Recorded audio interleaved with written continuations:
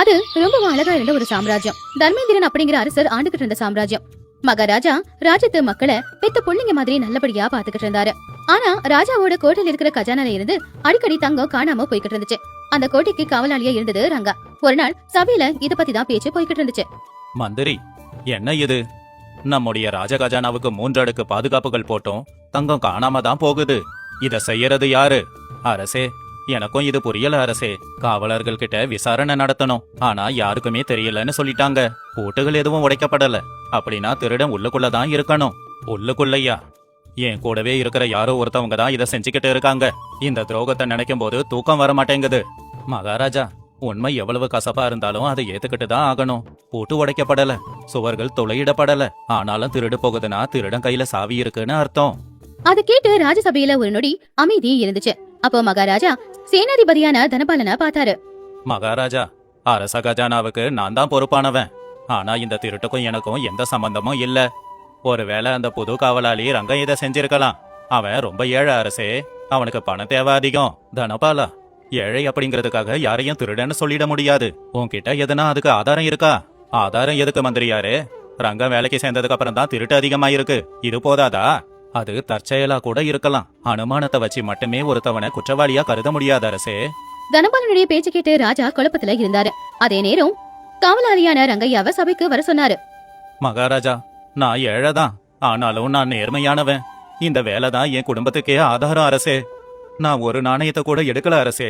கடவுள் சாட்சியா சொல்றேன், நான் ஒரு நிரபராதி. பாத்தீங்களா மகாராஜா, ஏழைங்க அப்படின்னாவே சந்தேகப்படணும். இவன்கிட்ட சோதனைய பண்ண சொல்லுங்க, உண்மை வெளியில வரும். அரசே, என்கிட்ட சோதனை போடுங்க. என் வீட்டுக்கு கூட வாங்க.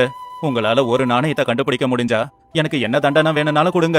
ஆனா நான் செய்யாத குற்றத்துக்காக என்ன தண்டிக்காதீங்க. 2 பேரும் சொன்னது கேட்டு மகாராஜாவுக்கு யார் சொல்றது உண்மை பொய்ன்னு தெரியல.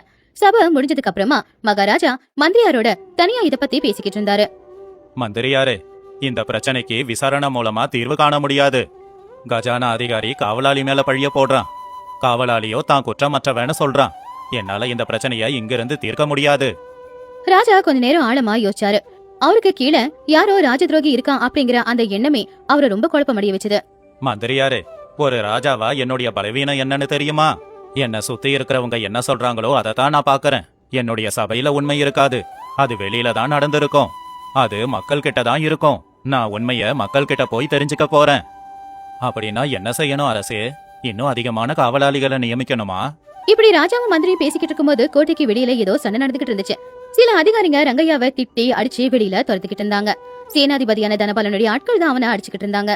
திருட்டு பயலே, ராஜாவோட தங்கத்தை திருடிட்டு நிரபராதி மாதிரி நடிக்கிறியா? உன்ன மாதிரி ஏழைங்க கிட்ட நேர்மை எங்க இருக்கும்? ஐயா, நான் திருடன் இல்ல, அந்த கடவுள் சாட்சியா சொல்றேங்க ஐயா. ஆனா எதுக்கு அவமானப்படுத்துறீங்க? என் குடும்பத்தை நடு தெருவுக்கு கொண்டு வந்துடாதீங்க. இது எல்லாத்தையும் பாத்துக்கிட்டு இருந்த ராஜாவுக்கு மறுபடியும் குழப்பம்.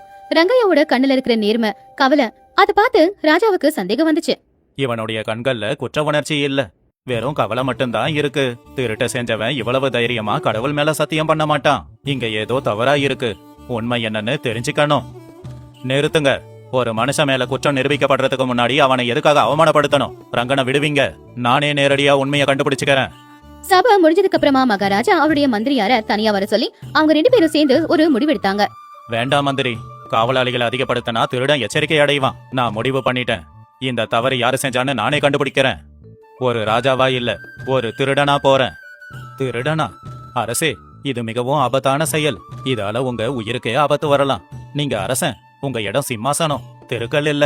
மக்களுக்காக இந்த அளவுக்கு கூட ஆபத்தை எதிர்கொள்ள முடியாதவன் அரசனா எப்படி இருக்க முடியும்? நகரத்துக்குள்ள ஒரு திருடங்க கூட்டம் இருக்கு. எப்படியாவது அந்த கூட்டத்துக்குள்ள நான் சேர்ந்துட்டேன்னா நிச்சயமா உண்மையான திருடன் யாருன்னு கண்டுபிடிச்சிடுவேன். இந்த விஷயம் யாருக்கும் தெரியக்கூடாது. மகாராஜா, உங்க முடிவை மாத்திக்கோங்கன்னு நான் எவ்வளவு கேட்டாலும் நீங்க கேட்க மாட்டீங்கன்னு தெரியும். ஆனா ஒண்ணு, உங்களுக்கு ஏதாவது ஆபத்து வந்தா ஏதாவது ஒரு வழியில நிச்சயமா எனக்கு தெரியப்படுத்தணும். உங்க பாதுகாப்பு முக்கியம் அரசே. உங்க அன்புக்கு ரொம்ப நன்றி மந்திரி. பயப்படாதீங்க, சிவன் துணை இருக்கும்போது பயம் தேவையில்லை. அன்னைக்கு ராத்திரி மகாராஜா அவருடைய பட்டு துணி எல்லாம் கழட்டி ஒரு சாதாரண கிழிஞ்சு போன துணியை கட்டிக்கிட்டு, கிரீடத்தை கழட்டி சாதாரண துண்டு தலையில கட்டிக்கிட்டு, முகமெல்லாம் மசிய பூசிக்கிட்டு ஒரு சாதாரண ஆளா அவரு ராஜ்யத்துக்குள்ள போக பார்த்தாரு. கோட்டையில யாரும் கண்டுபிடிக்காத அளவுக்கு ராஜ்யத்தோட பின்வாசல் வழியா வெளியில வந்து நகரத்துக்குள்ள அவரு நடந்து போனாரு. என் வாழ்க்கையில முத தடவையா அரண்மனையை விட்டு வெளியில வந்து இந்த தெருக்கல்ல தனியா நடக்கிறேன். உண்மை என்னங்கிறது இந்த இருட்டு தெருக்களுக்குள்ளதான் இருக்கு. இத்தனை நாட்களா சிம்மாசனத்துல உக்காந்து கேட்டுக்கிட்டு இருந்தது ஒரு உலகம், இங்க இறங்கி நடக்கிறது இன்னொரு உலகம். அந்த திருட்டு கும்பலை கண்டுபிடிக்கணும். முதல் நாள் ராத்திரி ராஜா எல்லா இடத்துலயும் சுத்தி பார்த்தாரு. ஆனா ஆதாரம் எதுவும் கிடைக்கல. அசதியா இருந்ததுனால அன்னைக்கு ராத்திரி ஒரு சத்திரத்துல தங்கினாரு. விடிய காலையில ரகசியமா அவரு கோட்டைக்குள்ள வந்து அவரு நிம்மதியா படுத்து தூங்கிட்டாரு. அடுத்த நாள் ராத்திரியும் கூட இதே மாதிரி தான் வெளியில போனாரு. இந்த தடவை சத்திரத்துல இருந்த சில ஆட்கள் பேசிக்கிட்டு இருந்தது எல்லாத்தையுமே மகாராஜா ஒளிஞ்சிருந்து கேட்டுக்கிட்டு இருந்தாரு. இப்பெல்லாம் இந்த நகரத்துல திருட்டு அதிகமாயிடுச்சான். ராத்திரியில தனியா நடக்கிறது ஆபத்தாமா? ஆமா, அந்த பழைய ஆலைக்கு பின்னாடி ஒரு திருட்டு கும்பல் இருக்காமா. அந்த பக்கம் யாரும் போக கூடாதுன்னு பேசிக்கிட்டு இருந்தாங்க. இத கேட்ட ராஜா அடுத்த நாள் ராத்திரி நேரம் அந்த ஆட்கள் பேசிக்கிட்டு இருந்த அந்த இடத்துக்கு போனாரு. அது ஒரு பாழடைஞ்ச இடம். அங்க யாரோ 4 பேர் நின்னு ஏதோ ரகசியமா பேசிக்கிட்டு இருந்தாங்க. அப்போ மகாராஜாவும் ரொம்பவும் ரகசியமா அந்த இடத்துக்குள்ள போனாரு. யாருடா நீ? இந்த ராத்திரி நேரத்துல எங்க என்ன பண்ற? நான் கூட உங்கள மாதிரி தானே, வயிற்று பொழப்புக்காக திருட்டு தொழில பண்ணிக்கிட்டு இருக்கேன். நீங்களாம் ஏதோ பெருசா திட்டம் போட்டிருக்கீங்கன்னு தெரிய வந்துச்சு, அதான் சேர்ந்துக்கலான்னு வந்தேன். எனக்கும் ஒரு பங்கு கொடுத்தா போதும். காளியோட ஆட்கள் ராஜாவை சுத்தி நின்னு அவங்க கிட்ட இருக்கிற வாளை வெளியில எடுத்தாங்க. அண்ணா, இவன் ஒற்றனா கூட இருக்கலாம். இவன் கதைய இப்பவே முடிச்சிடலாம், யாருக்கும் தெரியாது. கொல்லணும்னா கொன்னுக்கோங்க. ஆனா ஒருத்தவங்களை கொல்றதுக்கு முன்னாடி அவங்க மதிப்பெண்ணு தெரிஞ்சுக்கிறது ரொம்ப முக்கியம். ஒருவேளை நான் ஒற்றனா இருந்தா எந்த ஆயுதமும் இல்லாம இங்க வருவனா என்ன? கொஞ்சம் யோசிச்சு பாருங்க. நிறுத்துங்க. இவனுடைய தைரியத்தை பாத்தீங்களா? இவன் கொஞ்சம் கூட நடுங்கல. சாதாரணமான மனுஷங்க இப்படி இருக்க மாட்டாங்க. இவனை விட்டுடுங்க, கொஞ்சம் இவன்கிட்ட பேசணும். உன்னை பத்தி எனக்கு எதுவும் தெரியாது. ஒரு சாதாரண மனுஷன் திடீர்னு வந்து எங்க கூட சேர்ந்தா அவனை நாங்க ஒற்றன் இல்லைன்னு எப்படி நம்புறது? அண்ணா, நான் ஒற்றனா இருந்தா உங்ககிட்ட ஆயுதம் இல்லாம கூட வருவனா என்ன? வேணும்னா ஒரு தடவை என்ன சோதிச்சு பாருங்க. எந்த வேலை கொடுத்தாலும் செஞ்சு முடிப்பேன். நம்பிக்கை வந்ததுக்கு அப்புறம் கூட சேர்த்துக்கோங்க. அப்ப சரி, இங்க எதிர்க்க இருக்கிற கடையில இருந்து ஒரு மூட்டை சரக்குகளை தூக்கிக்கிட்டு வா. இத கச்சிதமா செஞ்சு முடிச்சா நீ எங்க ஆளு. ஒரு வேலை செய்யலனா இங்கிருந்து நீ உயிரோட நிச்சயம் போக மாட்ட. இவங்க என்ன உண்மையாவே திருட சொல்றாங்க. ஒரு ராஜாவா என்னால இதை செய்ய முடியாது. ஆனா இவங்களுடைய நம்பிக்கை எனக்கு கிடைக்கிறது ரொம்ப முக்கியம். நான் நிச்சயம் ஏதோ ஒரு வழி கண்டுபிடிக்கணும். ராஜா ரகசியமா ஒரு மளிகை கடைக்கு போய் அவருடைய உண்மையான உருவம் என்ன அப்படிங்கறத அந்த மளிகை கடைக்காரன் கிட்ட கேட்டு தேவையான பொருளை வாங்கிக்கிட்டு பணத்தை அப்புறமா கொடுக்கறேன்னு சொல்லி அதுக்கப்புறமா அந்த மூட்டையை எடுத்துக்கிட்டு அவரு அந்த இடத்துக்கு வந்தாரு. என்ன ஒரு வேகம்! ஒரு சின்ன சத்தம் கூட கேட்காம வேலையை முடிச்சிருக்க. சரி, இன்னையில இருந்து நீ எங்க கும்பல்ல எங்களோட ஒருத்தன். ராஜாவோட தெளிவான பேச்சு தைரியத்தை பார்த்து காளிக்கு நம்பிக்கை வந்துச்சு. அப்படி அவங்க எல்லாரும் அந்த கோட்டையில உட்காந்து பேசிக்கிட்டு இருக்கும் போதுதான் ராஜாவுக்கு அங்க ஒரு தெளிவே வந்துச்சு. பாரு நண்பா, நாம சாதாரண திருடங்க இல்ல. நமக்கு அரண்மனையில இருந்து ஒரு பெரிய மனுஷனோட ஆதரவு இருக்கு. அவர்தான் நமக்கு அரச கஜானாவோட சாவிகளை தராரு. அதோட காவல் எப்ப கம்மியா இருக்கும்னு கூட சொல்லுவாரு. நாம திருடுற தங்கத்துல பாதி தங்கம் அவருக்கு தானா போய் சேர்ந்துடும். அப்படியா? அரண்மனைக்குள்ளேயே நமக்கு ஆளு இருக்காங்களா? ஆமா, யாரு அவ்வளோ பெரிய ஆளு? அது ரகசியம் நண்பா. ஆனா உன்கிட்ட சொல்றதுல தப்பு ஒண்ணும் இல்ல. அது கஜானாவோட அதிகாரி தனபாலன் தான். அவருடைய புத்திசாலித்தனத்தால தான் நாங்க இத்தனை நாளா சிக்கல. எல்லா பழியையும் தூக்கி அந்த காவலாளி ரங்கம் மேல அவர் போட்டுட்டாரு. அந்த ரங்கம் ரொம்ப பாவம். திருடாமலே திருட்டு பழிய சுமந்துகிட்டு தெரிஞ்சுக்கிட்டு இருக்கான். ஆமா நண்பா, அவன் ஒரு அப்பாவி ஏழை. இருக்கிற வேலையும் போயிட்டா அவன் குடும்பம் உண்மையாவே நடு தெருவுக்கு வந்து நின்னுடும். தனபாலன் எல்லா பழியையும் ரங்க மேல போட்டு நம்மள நிம்மதியாக்கிட்டான். அந்த ராஜா கூட ரங்கனை தான் சந்தேகப்படுறாராம். அதனால நாம இங்க நிம்மதியா திருட்டு தொழில பண்ணிக்கிட்டு இருக்கோம். இத கேட்ட உடனே ராஜாவுக்கு கோவம் துக்கம் ரெண்டுமே கலந்து வந்துச்சு. அவரு ரொம்பவும் நம்பி இருந்த அவருடைய சேனாதிபதியை இவ்வளவு பெரிய குற்றத்தை பண்ணிருக்காருன்னு நினைச்சு அவரு ரொம்பவும் கவலைப்பட்டாரு. தனபாலனா, அவன் மேல எவ்வளவு நம்பிக்கை வச்சிருந்தேன். என்னோட ராஜ்ய கஜானாவை கொள்ளடிச்சிட்டு பழிய அப்பாவி மேல போட்டு விட்டுருக்கான். ஒரு மனுஷனுக்கு வர்ற வழிகள்லயே மோசமானது நம்பிக்கை துரோகத்தால வர்ற வழிதான். ஆனா நான் இப்ப அவசரப்படக்கூடாது. சாட்சிகள் கிடைக்கிற வரைக்கும் அமைதியா இருக்கணும். ராஜா கோவத்தை உள்ளுக்குள்ள அடக்கி வச்சுக்கிட்டு அந்த கூட்டத்துல ஒரு ஆளா நடிச்சுக்கிட்டு இருந்தாரு. அடுத்த திருட்டுத்தனம் எப்போ எங்க நடக்க போகுது அப்படின்னு தெரிஞ்சுக்கிறதுக்காக அந்த கொள்ள கூட்டத்தோட சேர்ந்து அவரும் பேசிக்கிட்டு இருந்தாரு. அண்ணா, நீங்கெல்லாம் எப்படி திருடங்களா மாறுனீங்க? உங்களெல்லாம் பார்க்கும்போது ஒன்னும் பெரிய திருடங்களா தெரியலையே. உண்மைதான் நண்பா, நான் ஒரு காலத்துல விவசாயம் செஞ்சுக்கிட்டு இருந்தேன். வறட்சி வந்ததால விளைச்சல் போச்சு. வரி கட்ட முடியாம நிலம் போச்சு. கண்ணு எதிர்க்க குடும்பம் பசியால கஷ்டப்படும் போது வேற வழி இல்லாம இப்படி வந்துட்டேன். இங்க இருக்கிறாங்களே, இவங்க கூட இப்படி என் கூட வந்தவங்க தான். ஐயோ, இவங்க உண்மையாவே கெட்டவங்க இல்ல. இவங்களுடைய சூழ்நிலை இவங்களை இந்த வழிக்கு கொண்டு வந்திருக்கு. ஆனா அந்த தனபாலன் அவங்கிட்ட என்ன இல்லன்னு அரச கஜானாவை கொள்ளையடிக்கிறான். உண்மையான குற்றவாளி அவன்தான். இவங்க எல்லாரையும் திருத்தியாகணும். அந்த தனபாலன் எங்களை பகடக்காயா நடத்திக்கிட்டு இருக்கான் நண்பா. பெரிய பங்கை எப்பவுமே அவன் எடுத்துப்பான். ஆபத்து மட்டும்தான் எங்களுக்கு. ஆனா அவனுடைய உதவி இல்லனா எங்களால கஜானாக்கு பக்கத்துல கூட போக முடியாது. அதனாலதான் அவன் சொல்றத கேட்டுக்கிட்டு இருக்கோம். எனக்கு புரியுதுன்னா, ஆமா, அடுத்த வேலை எப்போ? நானும் கூட வரலாமா? நாளைக்கு அமாவாசை ராத்திரி. நாளைக்கு ராத்திரி அரச கஜானாவை அந்த தனபாலன் திறந்து வச்சிருப்பான். காவலாளிகளையும் வேறு பக்கமா திருப்பி விடுவான். அந்த நேரத்துல உள்ள புகுந்து தங்க மூட்டைகளை கொண்டு வரணும். நீ கூட எங்க கூட வா, நிச்சயம் உனக்கும் பங்கு கிடைக்கும். நல்லதுண்ணா. ஆனா காவலாளிகள் கிட்ட மாட்டிக்கிட்டா என்ன பண்றது? அவங்க புடிச்சிட்டா? அந்த கவலை உனக்கு வேண்டாம். எல்லா வேலையும் தனபாலம் கச்சிதமா பண்ணிடுவான். முக்கியமான காவலாளிகளை வேற வேலைக்காக அனுப்பி வைப்பான். நமக்கு இடையில 1/2 மணி நேரம் கிடைக்கும். அதுக்குள்ளார கஜானாக்குள்ள புகுந்து மூட்டைகளை திருடிட்டு வெளியில வரணும். அங்க சந்து வழியா தப்பிக்கணும். விளக்க ஏத்தி வைக்க கூடாது. புரியுதுங்கண்ணா. 3 மூட்டைங்க பின்புற சந்து. விளக்கேத்த கூடாது. சரிதானே? சரியா அந்த நேரத்துலதான் கூட்டத்துல இருந்த இன்னொருத்தன் ராஜாவ சந்தேகத்தோட பார்த்தான். ஏன்னா ராஜா பேசுற விதம் அவனுக்கு திருட மாதிரி சுத்தமா தெரியல. காளி அண்ணா, இவனோட கைகளை பாரு, எவ்வளவு மென்மையா இருக்கு. கஷ்டப்படுறவனோட கை இப்படியா இருக்கும்? எனக்கு என்னமோ இவன் மேல சந்தேகமா தானே இருக்கு. அண்ணா, நான் இது வரைக்கும் பணக்காரங்க வீட்டுல வேலைக்காரனா வேலை செஞ்சுக்கிட்டே திருடி இருக்கேன். அதனாலதான் என் கைகள் மென்மையா இருக்கு. நான் கஷ்டப்பட மாட்டேன். புத்திய பயன்படுத்தி திருடுறது என் வழி. வேணும்னா உங்களுக்கும் நிரூபிச்சு காமிக்கிறேன். பாத்தியா, இவனுக்கு புத்தி அதிகம். விட்டுடு, இவன் நம்ம ஆளுதான். நாளைக்கு நாம செய்ய போற வேலையில இவன் புத்தி நமக்கு பயன்படும். சரிங்க அண்ணே, நாளைக்கு ராத்திரி கண்டிப்பா வரேன். அன்னைக்கு ராத்திரி ராஜா ரகசியமா கோட்டைக்கு திரும்பி வந்து மந்திரியார சந்திச்சாரு. மந்திரியாரே, உண்மை தெரிஞ்சிடுச்சு. இந்த திருட்டுத்தனத்துக்கு பின்னாடி இருக்கிறது நம்ம தனபாலன் தான். அவன் தான் திருட்டு கும்பலுக்கு பூட்டு சாவியோட நகலை கொடுத்திருக்கான். ரங்க மேல பழியையும் போட்டான். தனபாலனா, நீங்க அவ்வளவு நம்பக்கூடிய மனுஷனா? இதை என்னால நம்ப முடியல அரசே. நானும் அதை தான் நினைச்சேன் மந்திரி. ஆனா இத நான் என் காதுகளால கேட்டேன். நாம ஒரு வேலை செய்யணும். தனபாலம் எழுதுற பொக்கிஷ கணக்குகளை நாம பார்வையிடணும். அதுல அவன் செஞ்சிருக்கிற தவறுகள் என்னன்னு பார்க்கணும். ராஜாவும் மந்திரியும் சேர்ந்து புத்தகங்கள்ல இருக்கிற கணக்கு வழக்க ரகசியமா பார்த்தாங்க. அதுல சேனாதிகாரியான தனபாலன் நிறைய தங்கத்தை கொள்ளையடிச்சிருக்கான். சிலது எலி சாப்பிட்டுச்சனும் சிலது எரிஞ்சு வீணா போச்சனும் தப்பு தப்பா கணக்கு எழுதியிருந்தான். அரசே, கொஞ்சம் இங்க பாருங்க. ஒவ்வொரு அமாவாசைக்கு பிறகும் கணக்கு குறைஞ்சிருக்கு. ஆனா அதை அவன் எவ்வளவு சாமர்த்தியமா சமாளிச்சிருக்கான். இது ஒரு நாளுல நடக்கல, பல மாசங்களா செஞ்சிருக்கான்.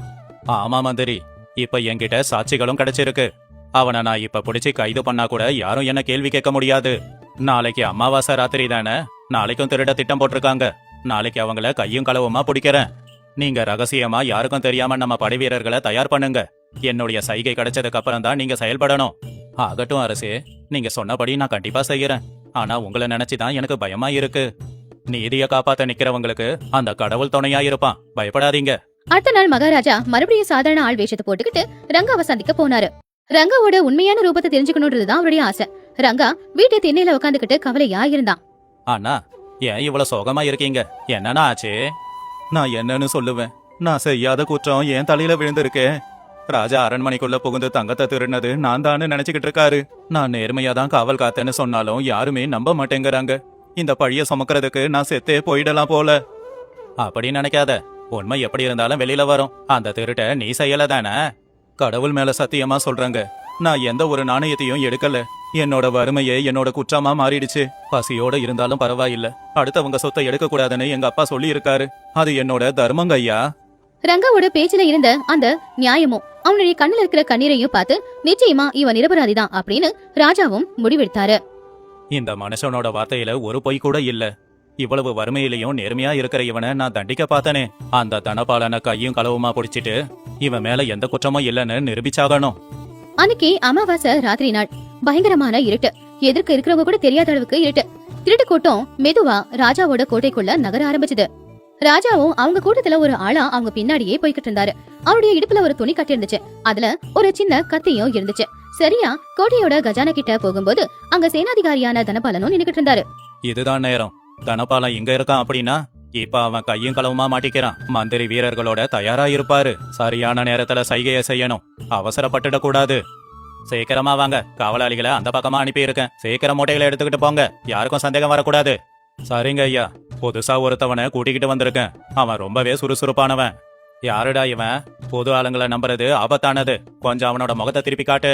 தனபாலன் தீப்பந்தத்தை எடுத்துக்கிட்டு ராஜாவோட முகம் தெரியுதா அப்படின்னு பார்த்தான். இன்னும் ஒரு நொடியில அவரு ராஜா தானே தெரிஞ்சா ராஜா மாட்டிப்பாரு இல்லையா? அதனால கொஞ்சமா இருட்டா இருக்கிற பக்கம் ராஜா போய் நின்னுக்கிட்டாரு. ஐயா, முகத்தை எதுக்கு பார்க்கணும்? நேரம் தாங்க ஐயா வீணாகுது. காவலாளிகள் வர்றதுக்குள்ள வேலைய முடிச்சாகணுமே. என்ன நம்புங்க, என் வேலைய பாருங்க. உண்மைதான், இப்ப நேரம் இல்ல. சரி வாங்க, வேலைய பாருங்க. ஆனா சீக்கிரமா. திருடனுங்க அந்த மூட்டைய தூக்க போகும்போது ராஜா அவருடைய இடுப்புல வச்சிருந்த கத்திய வெளியில எடுத்துட்டு சத்தமா கம்பீரமா இப்படி சொன்னாரு. நில்லுங்க, யாரும் நகரக்கூடாது. யாருடா நீ? உனக்கு எவ்வளவு தைரியம்? எங்க கூடவே வந்து எங்களுக்கு எதிராக கத்திய காமிக்கிறியே? சரியா அதே நேரத்துல மந்திரியாரும் சிப்பாய்களும் எல்லாருமே அந்த இடத்துக்கு வந்து சேர்ந்தாங்க.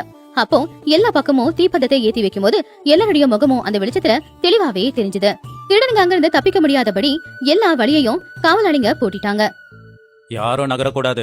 காவலாளிகள் உங்களை சுற்றி வளைச்சிருக்காங்க. உங்க ஆயுதங்களை கீழே போடுங்க. எல்லா பக்கமும் தீப்பந்தம் எரிஞ்சதுனால அந்த அறையில வெளிச்சம் அதிகமா இருக்கிறதுனால ராஜாவும் அவருடைய முகத்தை தொடச்சி தலப்பாக எடுத்ததுனால அது ராஜா தானு அந்த திருட்டு கூட்டத்துக்கும் தனபாலனுக்கும் தெரிஞ்சு போச்சு. அவங்களுக்கு கை கால் எல்லாமே நடுங்க ஆரம்பிச்சது. மகாராஜா, நீங்களே திருடனாவா? ஆமா தனபாலா, உன்னோட நம்பிக்கை துரோகத்தை என் கண்ணால பாக்குறதுக்காகத்தான் திருடனா வந்திருக்கேன். உன்னை போய் நான் என் வலதுகரமா நினைச்சேனே. என்னுடைய ராஜ்ய கஜானாவுக்கு உன்னை காவலாளியாவும் நியமிச்சிருந்தேன். ஆனா நீயே அந்த செல்வங்களை கொள்ளையடிச்சிட்டு ஒரு நிரபராதி மேல பழிய போட்டு இருக்க. ஐயோ, நாம கொள்ளையடிச்சது ராஜா கஜானாவிலன்னு தெரியும். ஆனா அந்த ராஜாவே நம்ம கூட திருடனா வந்து சுத்துவாருன்னு கனவுல கூட நினைக்கல. நாம மாட்டிக்கிட்டோம். காளி, நீயும் உன்னோட கும்பலும் திருட்டுத்தனம் பண்ணிருக்கீங்க. அது குற்றம்தான். ஆனா உங்களை இந்த திட்டத்துக்குள்ள கூட்டிக்கிட்டும் வந்து இந்த ராஜ்யத்துக்கு துரோகம் செய்ய நினைச்ச தனபாலன் தான் உண்மையான குற்றவாளி. என்ன மன்னிச்சிடுங்க மகாராஜா. பணத்தாசை என் கண்ணை மறைச்சிடுச்சு. நான் செஞ்ச தவிர ஒத்துக்கறேன். என்ன மன்னிச்சிடுங்க. பணத்தாசை உன் கண்ணை மட்டும் இல்ல, உன் மனசாட்சியையும் கொன்னுடுச்சு தனபாலா. ஒரு ஏழை தன்னோட வயிற்று பழப்புக்காக திருடுனா அதை தப்புன்னு சொல்றோம். ஆனா எல்லாம் இருந்தும் இருந்த அதிகாரத்தை பயன்படுத்தி திருடுறது மகா பாவம். அதோட அந்த பழிய ஒரு அப்பாவி மேல போட்டது மன்னிக்க முடியாத குற்றம். ஒரு அப்பாவி வாழ்க்கைய நாசம் பண்ண உனக்கு எப்படி மனசு வந்துச்சு? என்கிட்ட பதில் இல்ல மகாராஜா. என் பேராசையால இந்த நிலைமைக்கு நான் வந்துட்டேன். தனபாலன் ஒரு நொடி யோசிச்சு பார்த்து அவன் கிட்ட இருக்கிற கடைசி ஆயுதத்தை பயன்படுத்தலான்னு பார்த்தான். மகாராஜா, நான் கொள்ளையடிச்சதுக்கு 10 மடங்கா திரும்ப கொடுக்கறேன். என்கிட்ட நிறையவே சொத்துங்க இருக்கு அரசே. இந்த விஷயம் வெளியில தெரியாம பாத்துக்கோங்க. அதான் நமக்கு நல்லது. கஜானா அதிகாரி இல்லாம ராஜ்யம் நடக்காது இல்லையா? தனபாலா, வாங்கி வச்சிருக்கிற பாவங்கள் பத்தலன்னு இப்ப என்னையும் விலை பேசி வாங்க பாக்குறியா? உன்னோட பணத்தை வச்சு என்னோட நியாயத்தை விலைக்கு வாங்க முடியுமா என்ன? இதுதான் உனக்கும் எனக்குமான வித்தியாசம். நீ எல்லாத்தையும் பணத்தால அளக்கற, நான் தர்மத்தால அளக்கறேன். நியாயத்தை விற்க முடியாது தனபாலா. உன்னோட குற்றங்கள் அதிகமாகுதே தவிர குறைய மாட்டேங்குதே. என்ன மன்னிச்சிடுங்க அரசே, நான் மறுபடியும் தப்பு பண்ணிட்டேன். ஒரு அரசனை பணம் கொடுத்து வாங்க பாக்குறது அரசுக்கே அவமானம். உனக்கு கொடுக்கற தண்டனைய நான் 2 மடங்கா தரப்போறேன். ராஜா சிப்பாய்ங்க கிட்ட சொல்லி அந்த கொள்ள கூட்டத்து ஆட்களையும் தனபாலனையும் அடிச்சு வச்சாரு. அடுத்த நாள் காலையில ராஜசபையில எல்லாருமே இருந்தாங்க. குற்றம் சுமத்தப்பட்ட காவல்காரன் ரங்காவையும் அவனுடைய பொண்டாட்டியையும் சபையிலுக்கு கூட்டிட்டு வந்தாங்க. ரங்கா பயத்துல என்ன நடக்க போகுதோன்னு தெரியாம கவலையோட நின்னுக்கிட்டு இருந்தான். மகாராஜா, என் புருஷன் நேர்மையானவரு. இந்த பழி அவர் மேல விழுந்த நாள்ல இருந்து அவரு சாப்பிடல, தூங்கல. எங்க ஊர்ல இருக்கிற எல்லாருமே எங்களை ஏதோ திருடங்களை பாக்குற மாதிரியே பாக்குறாங்க. தயவு செஞ்சு எங்களுக்கு நிம்மதியை கொடுங்க. அம்மா, பயப்படாதீங்க. இப்ப உண்மை வெளியில வந்துடுச்சு. ரங்கா, உன் மேல இருந்த பழி இப்ப முற்றிலுமா நீங்கிடுச்சு. நீ சொன்னதுதான் உண்மை அப்படிங்கறது எல்லாருக்கும் தெரிஞ்சு போச்சு. உன் அநியாயமா சந்தேகப்பட்டதுக்காக நான் ரொம்பவும் வருத்தப்படுறேன். மகாராஜா, நீங்க ராஜாவா இருந்தும் கூட ஒரு அப்பாவியோட நேர்மையை நிரூபிக்க இவ்வளவு கஷ்டப்பட்டிருக்கீங்களே. திருடனா வேஷம் போட்டு உங்க உயிரையும் பணையம் வச்சிருக்கீங்க. இந்த உதவியை நான் எப்பவுமே மறக்க மாட்டேன். உங்ககிட்ட வேலை செய்யறது என்னோட பாக்கியம் அரசே. நிரபராதிய காப்பாத்துறது என்னோட தர்மம் ரங்கா. ஒரே ஒரு அப்பாவிக்கு தண்டனையை கொடுத்துட்டு 100 குற்றவாளிகளை தண்டிச்சாலும் அந்த ராஜ்யத்தோட நேர்மையில நியாயம் இல்லைன்னு தான் எல்லாருமே சொல்லுவாங்க. உன்னோட நேர்மைக்கு பரிசு இருக்கு. தனபாலம் இருந்த இடத்துல நீதான் இனி இருக்கணும். ஏன்னா அங்க இருக்க பணக்காரனா இருக்க தேவையில்லை, நேர்மை இருந்தா போதும். மகாராஜா, என் மேல நீங்க வச்ச நம்பிக்கை எப்பவும் வீண் போகாது. என் உயிரே போனாலும் ராஜ்யத்தோட கஜானாவை என் கண்களை போல நான் பாதுகாப்பேன். மகாராஜா, நேத்து வரைக்கும் என் வீட்டுக்காரர எல்லாரும் திருடனா பார்த்தாங்க. ஆனா அப்படிப்பட்டவரோட மேல விழுந்த அந்த பழிய தீர்த்து நீங்க இன்னைக்கு அவருக்கு ஒரு பதவியை கொடுத்திருக்கீங்க. எங்களுக்கு இதை விட வேற என்ன வேணும்? நாங்க ஆயுள் முழுக்க உங்களுக்கு கடன் பட்டிருக்கோம். அம்மா, நீங்க கவலைப்பட தேவையில்லை. ரங்கனுடைய நேர்மையை அங்கீகரிக்கிறது ராஜாவா என்னுடைய கடமை. நீங்க சந்தோஷமா இருக்கிறது எனக்கு முக்கியம். இந்த செய்தி ரங்காவோட ஊருக்கு தெரிய வந்துச்சு. நேத்து வரைக்கும் அவனை திருடனா நினைச்சுக்கிட்டு இருந்த ஜனங்க எல்லாருமே இப்ப அவனை ரொம்பவும் கௌரவத்தோட பார்த்தாங்க. தனபாலா, நீ அரச கஜானாவில இருந்து கொள்ளையடிச்ச அனைத்து தங்கங்களையும் திரும்ப செலுத்தணும். அது மட்டும் இல்ல, உன்னுடைய சொத்துக்கள் அனைத்தையும் பறிமுதல் செய்து ஏழைகளுக்கு பிரிச்சு கொடுக்க போறேன். உனக்கும் உன்னோட கும்பலுக்கும் தகுந்த இடம் சிறைதான். பேராசையால தவறு செய்யறவங்களுக்கு கடைசியில இதுதான் கதி. ராஜா அந்த கொள்ளு கூட்டத்தை பார்த்தாரு. அவங்க எல்லாருமே வறட்சியாலையும் கஷ்டத்தாலையும் தான் இந்த மாதிரி ஒரு தொழிலை செய்யறாங்க அப்படின்னு அவர் தெரிஞ்சுக்கிட்டாரு. அதனால அவங்களுக்கு தண்டனை கொடுக்கறதுக்கு பதிலா அவங்கள திருத்தணும் அப்படின்னு அவரு முடிவெடுத்தாரு.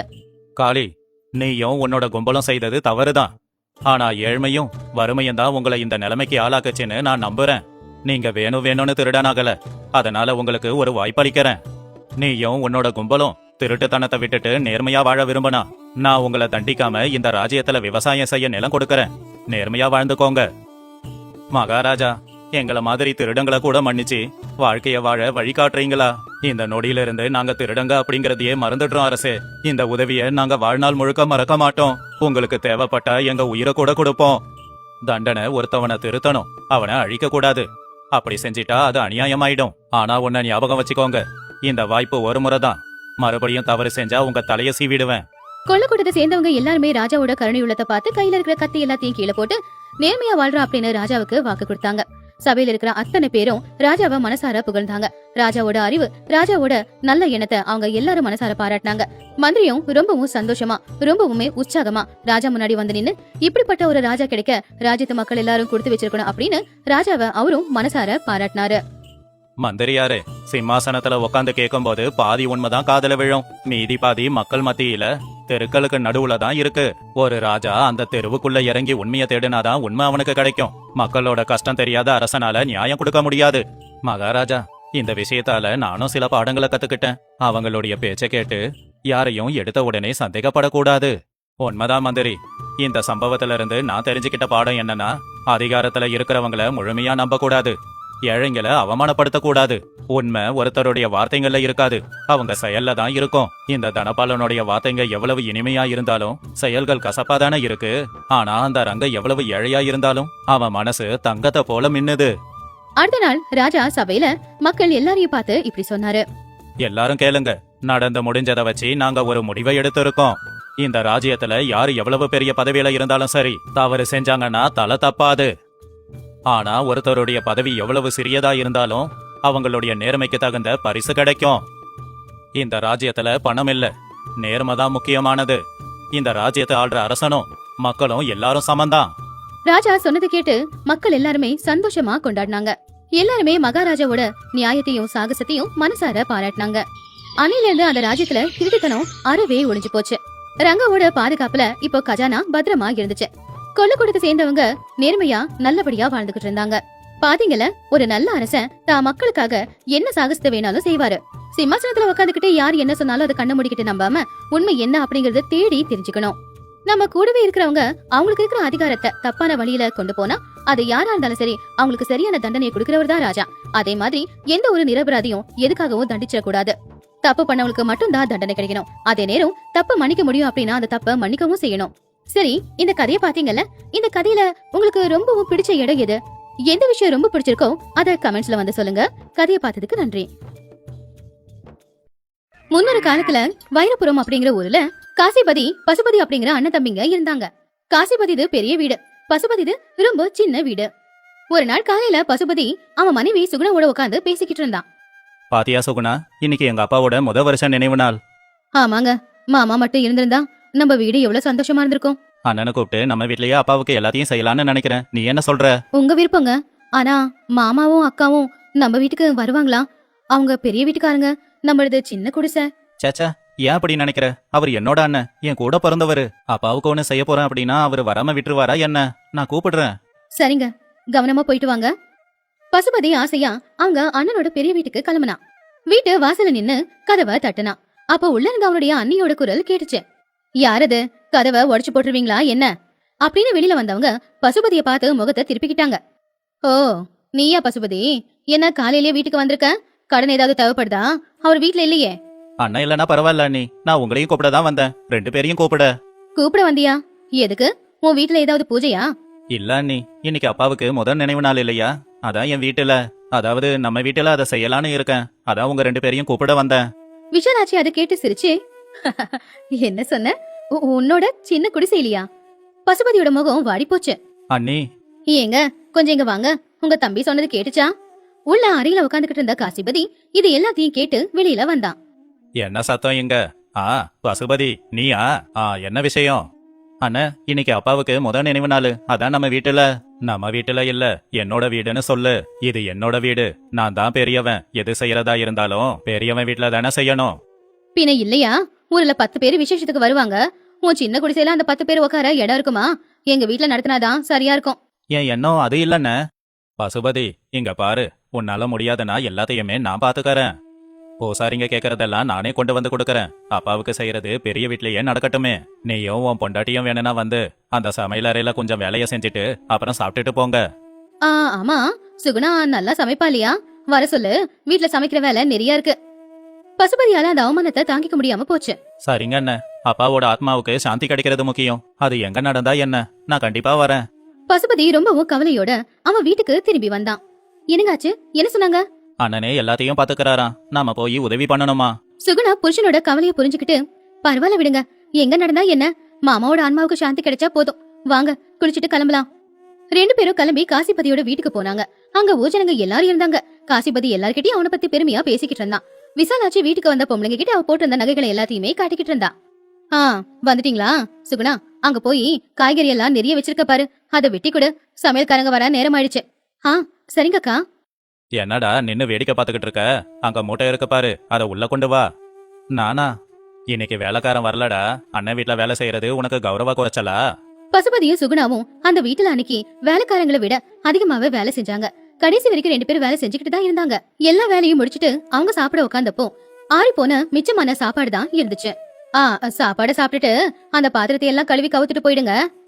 2 பேருமே அன்னைக்கு அந்த அவமானத்தை தாங்க முடியாம பசியோடவே அவங்க வீட்டுக்கு திரும்பி போயிட்டாங்க. ஏங்க, நம்ம நிலைமை ஏங்க இப்படி இருக்கு? சொந்த அண்ணன் வீட்லயே நமக்கு இவ்வளவு அவமானமா? கவலைப்படாத சுகுணா, நமக்கும் நல்ல நேரம் வரும். அந்த கடவுள் இருக்காருல்ல. அவங்க வீட்டு நெருங்கி வந்துகிட்டு இருக்கும் போது வழியில இருக்கிற ஒரு பொதருக்குள்ள இருந்து ஏதோ சத்தம் கேட்டுச்சு. சுகுணா, ஒரு நிமிஷம் இரு, ஏதோ சத்தம் கேக்குதுல்ல? ஐயோ, இந்த இருட்டுல என்னவோ இருக்கும், எனக்கு பயமா இருக்குங்க. இரு, அதான் விளக்கு இருக்குதே. பசுபதி விளக்கு வெளிச்சத்துல பொதருக்குள்ள பார்த்தப்போ அங்க இருந்தது நாய்க்குட்டியோ இல்ல கண்ணுக்குட்டியோ இல்ல, அது ஒரு மான்குட்டி. அதோட கால்ல அடிபட்டு ரத்தம் கொட்டிக்கிட்டு இருந்துச்சு. ஐயோ பாவம், பெருசா அடிபட்டு இருக்குங்க. ஒருவேளை மிருகங்கள் இத வேட்டையாட வந்திருக்குமோ? இதை இப்படியே விட்டுட்டா இதுக்கு ரொம்ப ஆபத்தாச்சே. நம்ம வீட்டுக்கு தூக்கிட்டு போலாங்க. நமக்கே சாப்பாடு இல்ல, இதை எப்படி காப்பாத்த போறோம்? இருக்கிறது ஏதோ கொடுத்துக்கலாங்க. முதல்ல இதுக்கு பச்சைல மருந்து போட்டு காப்பாத்தணும், விட்டுட்டு போக வேண்டாங்க. பசுபதி சுகுணாவும் சரி அப்படின்னு அந்த மான்குட்டியை வீட்டுக்கு கூட்டிட்டு போய் அதுக்கு பச்சைல மருந்து அரைச்சு கட்டு போட்டு விட்டாங்க. அவங்க குடிக்க வச்சிருந்த கஞ்சியில கொஞ்சம் கஞ்சிய குடிக்க கொடுத்தாங்க. இது பார்க்க தங்க மாதிரி ஜொலிக்குது, சுவர்ணான்னு பேர் வைக்கலாம். நாட்கள் போய்கிட்டு இருந்துச்சு. பசுபதி சுகுணா தம்பதிகள் அந்த மான்குட்டிய பெத்த புள்ள மாதிரி நல்லா பாத்துக்கிட்டாங்க. அந்த மான்குட்டியும் அவங்க கூடவே தான் இருந்துச்சு. பசுபதி அவனுக்கு இருக்கிற 5 ஏக்கர்ல எவ்வளவு கஷ்டப்பட்டு உழைச்சாலும் விளைச்சல் சரியா விளையறதே இல்ல. அன்னைக்கு பசுபதி வயல்ல வேலை செஞ்சுக்கிட்டு இருக்கும் போது ஸ்வர்ணாவும் அவன் கூடவே வயல்ல தான் இருந்துச்சு. அப்போ ஸ்வர்ணா ஒரு இடத்துல நின்னு அதோட முன்காலால ஒரு இடத்த தோண்ட ஆரம்பிச்சுது. என்ன ஸ்வர்ணா, உனக்கு பசி எடுக்குதா? அங்க புல்லு இல்லையே. ஆனா அது மண்ணை தோன்றத நிப்பாட்டல, வித்தியாசமா கத்துச்சு வேற. பசுபதிக்கு ஒண்ணுமே புரியல. அவன் வேலையை நிப்பாட்டி ஸ்வர்ணா பக்கத்துல போய் நின்னான். இங்க என்ன இருக்கு? எதுக்காக நீ இங்க பள்ளம் தோன்ற? பசுபதி ஒரு கடப்பாரி எடுத்து அந்த இடத்துல மண்ணு தோண்ட ஆரம்பிச்சான். கொஞ்ச நேரம் தோண்டும் போதே டங்குன்னு ஏதோ சத்தம் கேட்டுச்சு. சுகுணா, சுகுணா, கொஞ்சம் சீக்கிரமா வா. சுகுணா அங்க வேகமா ஓடி வந்தா. 2 பேரும் அங்க இருக்கிற மண்ணை தோண்டி எடுத்தாங்க. அப்போ அதுக்குள்ள இருந்து ஒரு பானை வெளியில வந்துச்சு. அத பார்த்து சுகுணா, என்னங்க இது? தெரியலையே. 2 பேரும் அந்த பானைய திறந்து பார்த்தாங்க. அத திறந்து பார்த்தா அதுல நிறைய தங்க காசுகளும் நவரத்னங்களும் நிறைய இருந்துச்சு. அத பார்த்து சுகுணா, என்னங்க இது இது இது என்னங்க? சுகுணா, நாம பணக்காரங்களாயிட்டோம். அந்த கடவுள் தான் இந்த மான்குட்டியோட உருவத்துல வந்து நமக்கு யோகத்தை கொடுத்திருக்காரு. நம்மளுடைய கஷ்டங்கள் எல்லாம் தீர போகுதுங்க. சத்தம் போடாத சுகுணா, இது யாருக்கும் தெரியக்கூடாது. முக்கியமா அண்ணனுக்கு தெரிஞ்சா இந்த வயல் அவருக்கு தான் சொந்தம்னு சொல்லுவாரு. இன்னைக்கு ராத்திரி இந்த புதையில வீட்டுக்கு கொண்டு போலாம். அன்னைக்கு ராத்திரி அவங்க அந்த புதையில அவங்க வீட்டுக்கு கொண்டு வந்து ஒரு பள்ளத்தை தோண்டி அதுல புதைச்சு வச்சாங்க. அந்த புதையில அவன் சரியா பயன்படுத்த ஆரம்பிச்சான். முதல்ல தண்ணி வசதி இல்லாத அவனுடைய பூமிக்கு தண்ணி வசதி வரதுக்கான ஏற்பாடுகளை செஞ்சான். ஒரு கழுத்தை தோண்டினா அந்த பூமி இப்ப தங்கமா மாறுச்சு. அந்த ஊர்ல கடன் தொல்லையால இருந்த நிறைய விவசாயிகளோட கடனை அவன் தீர்த்து வச்சான். ஊர்ல கோவிலுங்களை கட்டினான். எளியா இருந்த பசுபதி இப்ப தானசூரகர்ணனா மாறினான். ஊர்ல இருக்கிற எல்லாருமே பசுபதிய ஒரு தெய்வமா நினைச்சு மனசுக்குள்ள கும்பிட ஆரம்பிச்சாங்க. ஆனா இந்த விஷயம் காசிபதிக்கும் விசாலாட்சிக்கும் சுத்தமா பிடிக்கவே இல்ல. ஏங்க பாத்தீங்களா, உங்க தம்பி தான தர்மம் பண்ணிக்கிட்டு இருக்கானாமா. அவனுக்கு ஏது அவ்வளவு பணம்? அந்த 5 ஏக்கர் பூமியில புல்லு கூட முளைக்காதே. ஆமா, அவன் எதையோ மறைக்கிறான். ஏதோ ரகசியம் இருக்கு. ஒருவேளை என் அப்பா எனக்கே தெரியாம அவனுக்கு ரகசியமா எதனா பணம் கொடுத்திருப்பாரோ? எது என்னவோ அவன் கிட்ட பணம் இருக்கு. நம்மளை விட ஊர்க்காரங்க எல்லாரும் அவனதான் பாராட்டுறாங்க. இது எனக்கு சுத்தமா பிடிக்கல. நீ கவலைப்படாத, அவனுக்கு எப்படி இவ்வளவு பணம் கிடைக்குதுன்னு நான் தெரிஞ்சுக்கறேன். இது இப்படி இருக்கும்போது காசிபதி அவனுடைய 15 ஏக்கர் பூமியில விளைஞ்ச விளைச்சல வித்து வந்த பணத்துல பட்டணத்துல ஒரு வியாபாரம் ஆரம்பிக்கலாம் அப்படின்னு பணத்தை எடுத்துட்டு கிளம்புனான். பாத்துங்க, பணம் பத்திரம் சரியா? என்ன பத்தி உனக்கு தெரியாது. என்ன ஏமாத்தக்கூடிய திறமசாலி யாரும் இல்ல.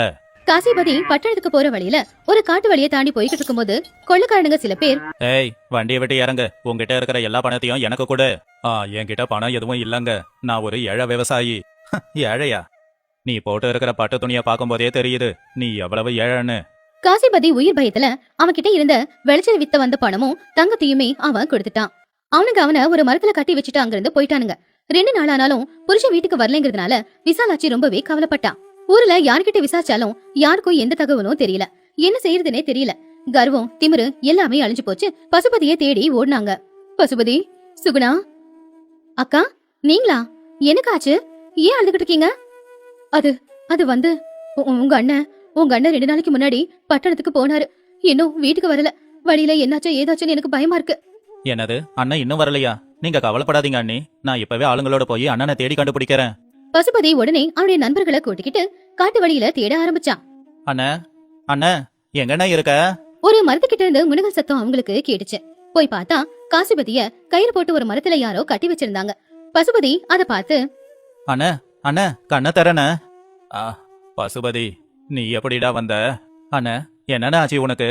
திருடனுங்க என் பணம் மொத்தத்தையும் திருடிக்கிட்டானுங்க. என் மொத்த சொத்தும் போயிடுச்சுடா தம்பி. போனா போகட்டனே, உயிர் இருக்கே அது போதும். வாண்ண, வீட்டுக்கு போலாம். பசுபதி அவங்க அண்ணனை வீட்டுக்கு கூட்டிக்கிட்டு வந்தான். பெரிய வீட்டுல விசாலாட்சி சுகுணாவும் காத்துக்கிட்டு இருந்தாங்க. என்னங்க ஆச்சு? அக்கா, முதல்ல மாமாவுக்கு கஞ்சி காய்ச்சி கொண்டு வாங்க. காசிபதிக்கு சேவைகளை செஞ்சதுக்கு அப்புறமா பசுபதி உள்ள போய் ஒரு பெரிய பைய கொண்டு வந்தான். அண்ணே, இத வாங்கிக்கோ. என்னடா இது? இதுல 50,000 ரூபாய் இருக்கு. இத உனக்காக தான் எடுத்து வச்சேன். எனக்கா? எனக்காகவா? ஆமாண்ண, நீ எனக்கு அப்பாவோட இடத்துல இருந்து என்ன புள்ளையா பாத்துக்கல.